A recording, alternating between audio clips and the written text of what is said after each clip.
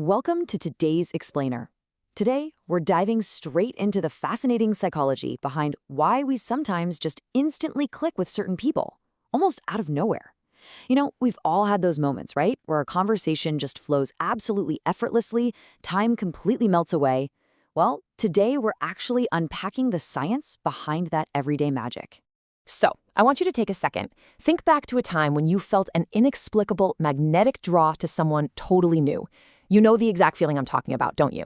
It's like you can't quite put your finger on it. Maybe they weren't even your usual type, and they definitely didn't use some incredibly smooth pickup line on you, yet for whatever reason, you were just drawn to them right from the get-go. Now, most of us, we just chalk this up to luck, or fate, or maybe just some undefinable, random chemistry, but is it actually random? That brings us to Section 1, decoding the spark, the hidden trigger. Let's go ahead and decode this illusion of random chemistry. Because look, on the surface level, when we think about attraction, our minds immediately jump to the obvious stuff, right? We're thinking visual appearance, confident body language, social status, or, having that absolutely perfect witty thing to say at just the right time. But a really fascinating series of experiments from researchers at the University of Rochester found that these things are literally just the surface. They might act as a key to get your foot in the door, sure, but they absolutely do not create that deep, instant, lasting bond.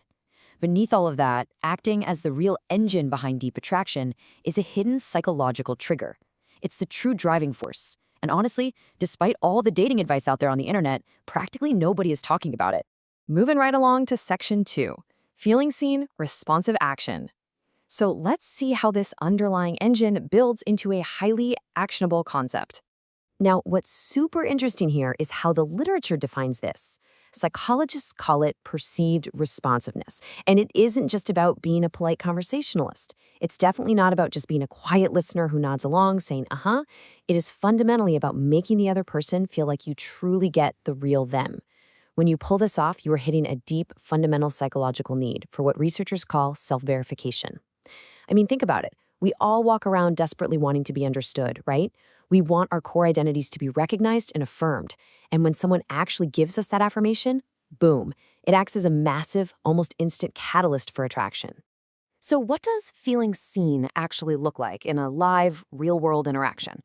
Well, according to the Perceived Responsiveness scale used by researchers, it boils down to a few key behaviors.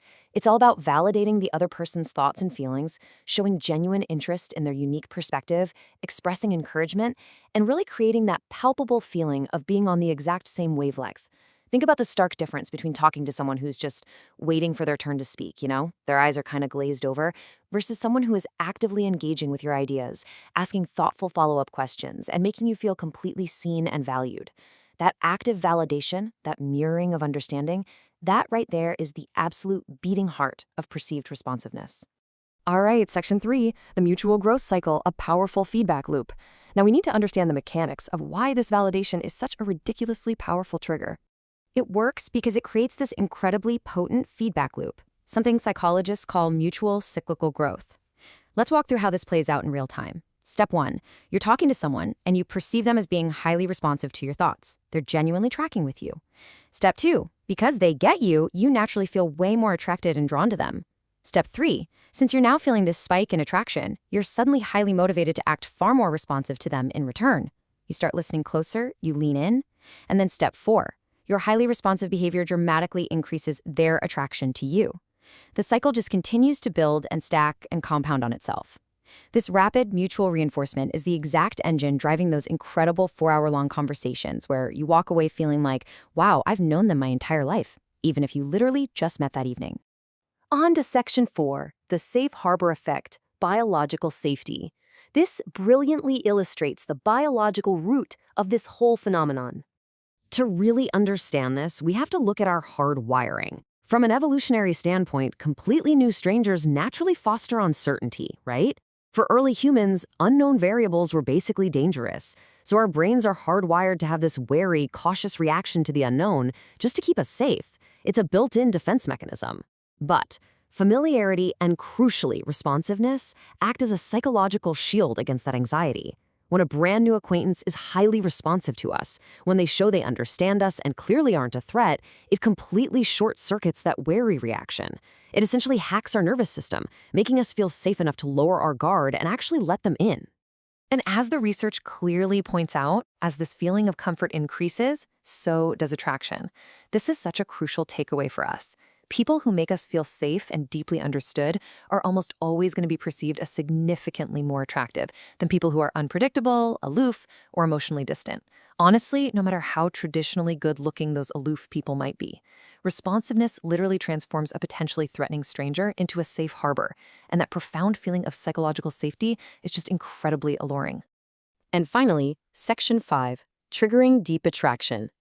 Let's wrap this up with a highly practical takeaway for your everyday interactions. Because now that we understand the engine, how do we actually drive it? Well, the big takeaway here is beautifully simple, but it is so effective. If you want to trigger deep attraction, you've got to stop worrying about the surface level. Seriously, stop stressing over having the perfect line, or wearing the most stylish outfit, or trying to project this flawless, untouchable image. Instead, shift your entire focus to perceived responsiveness. Focus 100% on making the person sitting across from you feel understood, valued, and completely safe in your presence.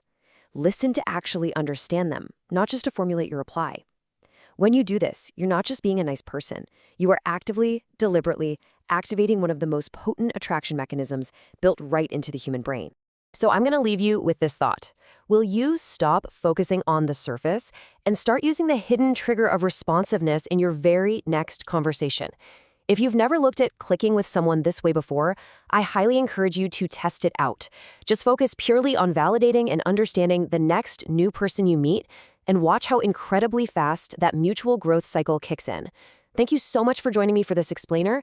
Oh, and be sure to check back for our next one, where we're going to pivot a bit and explore this fascinating, super subtle vocal trick called creaky voice. We're going to look at the data on how people unconsciously use it to signal romantic intention.